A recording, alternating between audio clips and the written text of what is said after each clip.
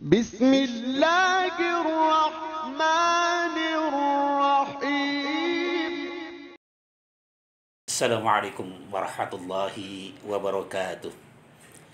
الحمد لله حمدا كثيرا طيبا مباركا فيه على ما يحبنا ويرضى. أحمده تعالى وأشكره على توفيقه وهدايته وعلى نعم الظاهرة والباطنة. والصلاة والسلام على رسول الله محمد بن عبد الله وعلى آله وأصحابه ومن والاه.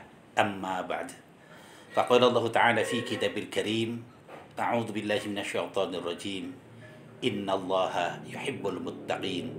صدق الله العظيم. Ma'asyiral muslimin wal muslimat, sadati wa sayyidat, rahimakumullah. Puji syukur alhamdulillah kita panjatkan kehadirat Allah Subhanahu wa taala. Berkat qudrat dan iradatnya yang Maha Rahman dan Rahim, pada hari ini kita masih dalam keadaan afiat sehingga kita dapat melaksanakan saum bulan Ramadan di tahun ini. Oleh karena itu semoga segala amal ibadah kita mendapat ridha dan barokah dari Allah Subhanahu wa taala. Hadirin berbahagia, pada kesempatan ini kami ingin menyampaikan sebuah hadis riwayat Imam Ali dalam kitab Safinatul Bihar juz awal halaman 566. Ja'a rajulun ilan Nabi sallallahu alaihi wasallam. Telah datang seorang laki-laki menghadap kepada Rasulullah sallallahu alaihi wasallam. Faqal, kemudian orang ini berkata, "Ya Rasulullah, 'allimni 'amalan yuhibbuni Allah Ta'ala 'alaihi wa yuhibbunil makhluqun wa yusirallahu mali wa yutilu wa yusihu badani wa yutilu umri wa yahsyuruni ma'ak." Sahabat ini minta kepada Rasulullah diajarkan bagaimana caranya agar dia bisa dicintai oleh Allah Subhanahu wa taala, juga bisa dicintai oleh seluruh makhluk.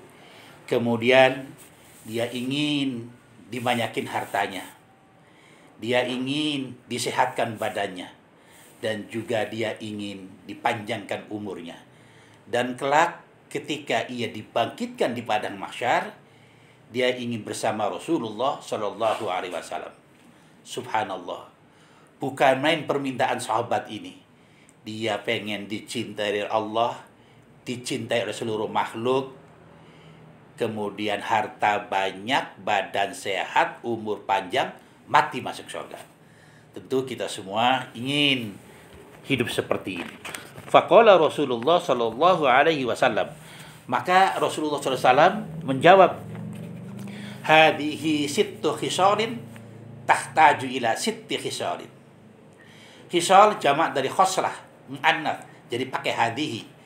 Kata Rasulullah, permohonan Anda yang 6 hal tadi harus disertai dengan 6 hal yang lain pula. Yang pertama, idza aradta ayyuhibbakallah faqifhu wattaqi. Apabila kamu ingin dicintai oleh Allah, maka takutlah dan bertakwalah kepada Allah Subhanahu wa taala. Karena Allah berfirman, "Innallaha yuhibbul muttaqin." Sungguhnya Allah itu sangat mencintai kepada orang-orang yang bertakwa. Kalau kita mampu menjadi orang yang bertakwa, maka janji Allah dalam Al-Quran ini sangat banyak. Di antaranya Allah berfirman, "Walau anna ahlal qura amanu wattaqau la fatahna 'alaihim barakatim minas sama'i wal ard." Ila akhir ayat. Seandainya penduduk suatu negeri, satu kampung, masyarakatnya beriman dan bertakwa kepada Allah, maka Allah akan membukakan pintu keberkahan dari langit, dari bumi, keberkahan yang sifatnya zahiriyah dan batiniyah. Janji lain Allah berfirman, "May yattaqillah yaj'al lahu makhraja wa yarzuqhu min haitsu la yahtasib." Barang siapa yang bertakwa kepada Allah, maka Allah akan berikan jalan keluar dari semua kemelut yang dihadapi, dan juga Allah beri rezeki yang tidak tahu entah datangnya dari mana. Dan janji yang paling top adalah tilkal jannatul lati nuritu min ibadina man kana taqiyya. Itulah surga yang kami wariskan terhadap hamba-hamba kami yang bertakwa. Kemudian yang kedua, wa idza aradda ayyuhibbakal makhluqun fa ahsin ilaihim.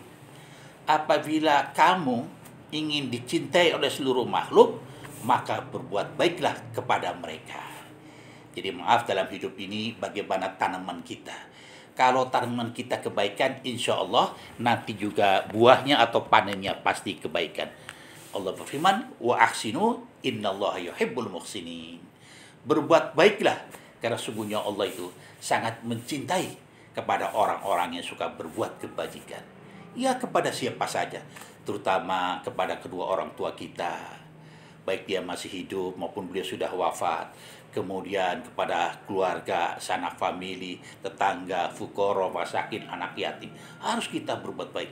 Karena kata Rasulullah, jubilatil qulub ala hubbi man ahsan ilaiha. Secara otomatis hati ini akan tertarik, dia akan berbuat baik kepada orang yang siapa yang berbaik kepada dia. Kemudian yang ketiga adalah wa idza aradda ayyushirallahu malak fazakki. Apabila kamu ingin dibanyakin hartamu, maka keluarkanlah zakatnya. Zakat itu asal kata zakah, ya zakat artinya yang bersih, berkah, tumbuh dan berkembang. Kalau harta kita ingin bersih, ingin berkah, ingin tumbuh dan berkembang, maka keluarkanlah zakatnya. Karena makna zakat adalah i'tazuzin maksusin min malin maksusin biwadil maksusin limustahiqihi, yaitu mengeluarkan barang tertentu dengan kadar tertentu bagi khusus yang menerimanya. Nah, oleh karena itu, kalau kita punya barang, nisab dan haulnya, nisabnya itu diukur pakai emas sebesar 86 gram, fuqaha lain mengatakan 90 gram, kemudian haul masa memilikinya sudah 1 tahun, maka wajib kita keluarkan zakatnya 2,5%. Sehingga Rasulullah bersabda, hassinu amwalakum bizzakah, bahwa peliharalah hartamu itu dengan cara membayar zakat kita. Kalau kita sudah mengeluarkan zakatnya, idza ataita zakata malak faqad adhabta anka syarr. Apabila engkau telah mengeluarkan zakat harta bendamu, sungguhnya engkau telah membersihkan, yaitu harta kita, kemudian juga diri kita. Karena Allah berfirman, khudz min amwalihim shadaqatan tutahhiruhum wa tuzakkihim biha. Keluarkanlah zakat kita untuk apa? Membersihkan diri kita dan juga harta benda kita. Alladzina amanu wa amilus shalihat wa aqamus shalah wa atuz zakah falhum ajruhum inda rabbihim wa la khaufun alaihim wa la hum yahzanun. Orang-orang yang beriman kemudian mengerjakan amal perbuatan yang soleh, dia juga mengerjakan sholat dan mengeluarkan zakat, maka hidupnya itu tidak was-was, tidak takut, dia akan tenang, dan juga Allah akan memberi pahala yang sangat besar kepada dirinya.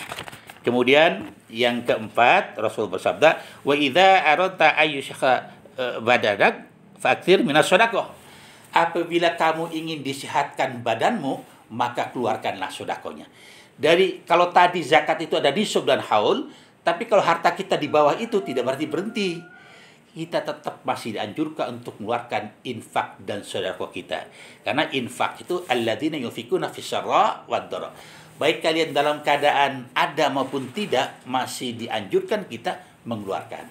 Misalkan suatu hari ada pengemis datang ke rumah kita. Assalamualaikum. Kita memberikan sesuatu pada pengemis itu. Baik dia ngucapin terima kasih atau tidak, langsung dua malaikat berdoa. Yang pertama ia berdoa, barakallahu laka fiha. Ya Allah, berilah keberkahan kepada orang yang murah tangan ini. Malaikat lain berdoa, Allahumma atimun fikun khalafa. Ya Allah, berilah tambah kepada orang yang murah tangan ini. Sehingga Rasulullah menjanjikan, as-sakhiy qaribu minallah, qaribu minan nas, qaribu minal jannah, wa ba'idu minan nar. Orang yang murah tangan itu Allah dekat sama kita. Malaikat mendoakan. Orang lain juga baik sama kita. Oh, Pak Haji itu baik, Bu Haji itu baik. Apa yang kita punya, mereka ikut melihara. Kenapa? Kitanya baik. Kemudian surga dekat, neraka dijauhkan. Jadi, hidup pengen berkah. Mari kita murah tangan. Bahwa wasadaqu fi khawfa'in tufi'u khadabarobi. Sedekah yang kita berikan akan menutup murka Allah. Yang tadinya kita mau cilaka, mau sakit, berkat sedekah, Allah hindarkan. Dalam hadis yang lain, wadawa mardokum bisadaqah. Obatilah penyakitmu itu dengan banyak sedekah.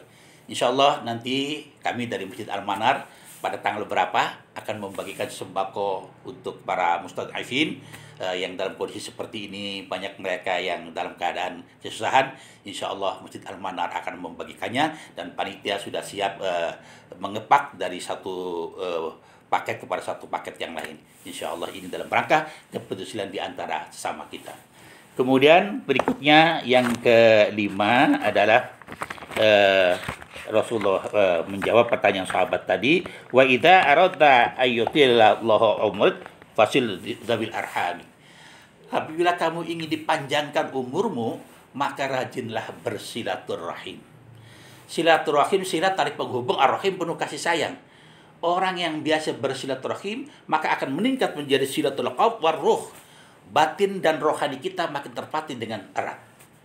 Kemudian meningkat menjadi ukhuwah, menjadi silatul amal. Langkah perbuatan kita pun sinergi. Saya sering bilang kepada para pejabat selevel wali kota, Pak Kapolres, camat, kemudian Pak Lurah atau Bu Lurah, kalau Bapak Ibu sering silaturahmi kepada warga, insya Allah seluruh responnya akan seluruh program-program Bapak akan direspon oleh masyarakat. Kenapa? Batinnya sudah sering ketemu. Dengan silaturahim akan terbentuk ukhuwah Islamiyah. Sesama Muslim makin terpatri dengan erat. Kenapa? Sering ketemu. Kemudian meningkat menjadi ukhuwah basyariyah, lintas sektoral. Kita nggak mengenal suku, nggak mengenal agama, nggak mengenal etnis, kita saling silaturahim, maka hidup ini akan rukun, akur, dan damai. Damai itu adalah indah. Maka Allah menganjurkan kepada kita, wattaqullah alladzi tasaaluna bihi wal arham. Kita dianjurkan selalu bertakwa kepada Allah, kemudian saling meminta dan mendoakan dengan menggunakan namanya, dan juga bersilaturahim. Dan Rasulullah pun menjanjikan, wasilaturahim tazidu fil umri wa barakatan fil rizki. Orang yang rajin silaturahim, insya Allah umurnya panjang dalam arti bermanfaat, dan juga rizkinya berkah. Kemudian yang terakhir adalah kata Rasulullah, wa idza aradda ayyusyrallahu ma'i fatil sujud bayna yadillahi wa huwal wakil qahar. Apabila kamu nanti ingin dibangkitkan di padang mahsyar, ketika di padang mahsyar bersamaku, maka panjangkanlah sujudmu. Maksudnya di samping kita sholat fardu yang 5 waktu, zuhur, asar, maghrib, isya, dan subuh, jangan lupa sholat-sholat sunnah pun kita kerjakan. Di antaranya qobliyah, ba'diyah, sholat taraweh, witir, kemudian kita bisa sholat hajat atau istikharah, kemudian nanti pada pagi hari kita bisa sholat syuruk, atau dilanjutkan nanti kita agak siangan dikit, kita sholat duha. Nah, apalagi kalau sholat itu nanti setelah Allah takdirkan corona sudah hilang dari bumi Indonesia ini, maka yuk kita ramaikanlah lagi masjid-masjid kita. Karena paling afdol sholat bagi kaum bapak adalah di masjid. Memaukan masjid, langkah kita menuju ke masjid, kaki kanan membawa berkah, kaki kiri menghapus dosa. Sampai di masjid kita sholat tahiyatul masjid, maka menunggu waktu, setiap napas kita dihitung iktikaf. Begitu kita nafas, malaikat berdoa, Allahumma gfir lahu. Kita nafas, malaikat mendoakan, yaitu Allahumma arhamhu. Jadi dimintakan diampunkan dosanya dan juga diberi rahmatnya. Dan yang paling hebat dalam suatu riwayat, ketika kita dikumpulkan di padang mahsyar, Allah membawa satu kelompok manusia ini. Kemudian mereka bercahaya seperti bintang. Malaikat kagum, ma'amalakum, mas, apa yang sampean lakukan sehingga sampean bisa bercahaya seperti bintang? Mereka menjawab, ya malaikat, ketika adzan berkumandang, seluruh pekerjaan saya berhentikan, saya menuju masjid untuk sholat berjamaah. Yang kedua, kelompok lebih hebat lagi, dia percaya seperti rembulan. Malaikat kagum, ma'amalakum, mas, apa yang sampean lakukan sehingga sampean bisa percaya seperti rembulan? Dia menjawab, ya malaikat, sebelum adzan berkumandang, saya sudah mengambil wudhu, kemudian saya menuju ke masjid. Yang lebih hebat lagi, yang ketiga, adalah mereka bercahaya seperti matahari. Mereka sangat kagum, ma'amalakum, mas, apa yang sampean lakukan sehingga sampean bisa bercahaya seperti matahari? Dia menjawab, ya malaikat, ketika adzan berkumandang, saya sudah berada di masjid. Ya, jadi walaupun kita sedang berada di kantor mau dimanapun, yuk nanti kita ramaikan masjid-masjid kita. Kemudian ketika kita ini diminta untuk menyeberang kepada Sirat, kemudian semua manusia tidak bergerak. Mereka merasa takut. Mereka menangis, kata mereka sampai nangis, saya takut malaikat. Apakah Anda ingat keluarga, sanak famili? Ya malaikat, ketika sudah datang 3 kondisi, semua orang tidak bakal ingat 3 kondisi ini. Apa itu? Yang pertama, ketika kami akan menerima catatan amal kami was-was. Apakah saya ini menerima dengan tangan kanan atau tangan kiri, bahkan dengan punggung saya. Yang kedua, ketika lembaran catatan amal akan dibagikan, saya pun was-was. Apakah timbangan amal saya baik? Kalau baik, pasti jaminannya surga. Apakah catatan amal saya sedikit dan jelek? Pasti jaminannya surga. Yang ketiga, ketika saya diminta nyebrang ke sirat, saya pun takut kejebur di neraka. Kata malaikat, saya tanya, kalian biasa sholat fardu di mana? Saya di Masjid Al-Manar, Masjid Al-Hidayah, Masjid Al-Furqan, Masjid An-Nur, Masjid Al-Mujahirin, dan seterusnya. Baik, kalian silakan pulang. Mereka pulang menuju masjid masing-masing. Ketika kembali, masjid itu sudah menjadi kapal, speedboat, menjadi perahu layar. Sehingga mereka nyebrang dengan selamat. Berkat apa? Salah satunya adalah mereka sholat berjamaah di masjid. Nanti ketika kita sudah dalam keadaan normal. Tapi sekarang sudah anjuran pemerintah, baik itu Gubernur DKI maupun ulama, yuk kita sholat di rumah masing-masing. Insya Allah pahalanya sama. Demikian apa yang dapat sampaikan. Mudah-mudahan kita diberi kesehatan sehingga kita bisa melaksanakan ibadah saum sampai Idul Fitri nanti. Demikian, kurang lebihnya mohon maaf. Hadanallahu wa iyyakum ajma'in wa afu minkum. Wassalamualaikum warahmatullahi wabarakatuh.